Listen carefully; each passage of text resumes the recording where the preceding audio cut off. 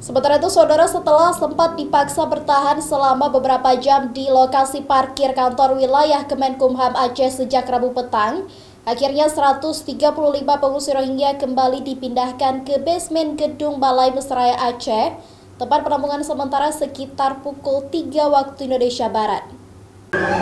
Pasca dipindah paksa oleh mahasiswa dari gedung Balai Mesraya ke kantor wilayah Kemenkumham Aceh pada Rabu kemarin, kini para pengungsi Rohingya masih terlihat trauma dan ketakutan karena saat proses dipindahkan, kelompok mahasiswa sempat melempar kardus dan air mineral ke arah perempuan dan anak-anak pengungsi Rohingya. You guys, can you please? It's not nice, sir. Can you guys please back away? It's not nice.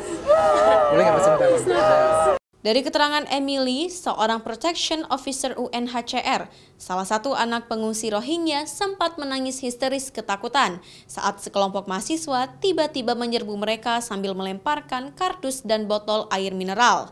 Hal yang sama juga dirasakan oleh Muhammad Rafi. Ia mengaku dipukul lalu kemudian dibawa pindah paksa ke kantor wilayah Kemenkumham Aceh. Ara Bangladesh में बेशी तो कोई बेशी जुलूम को जाना रही बांग्लादेश में तो कोई नहीं अल्लाह वाले आ रहे हैं इंडोनेशिया में जो जुलूम को जाना रहा है ला आना तो परेशानी लगी यार आगे लगे यार अल्लाह वाले शांति की जा रहा है यार अल्लाह वाले आना तो बेशी जुलूम को जा आना तो बेशी तो लगे यार तो केमन गला वाला सारा We are crying because yesterday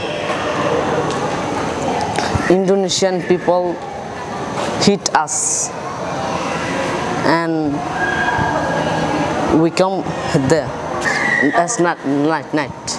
Akibat dari insiden pemindahan paksa yang dilakukan sekelompok mahasiswa, satu bayi pengungsi juga mengalami demam tinggi, sementara sebagian pengungsi lainnya mengalami kelelahan. Sejumlah perempuan pengungsi Rohingya kembali menangis saat didatangi Emily Bojovic, Senior Protection Officer UNHCR.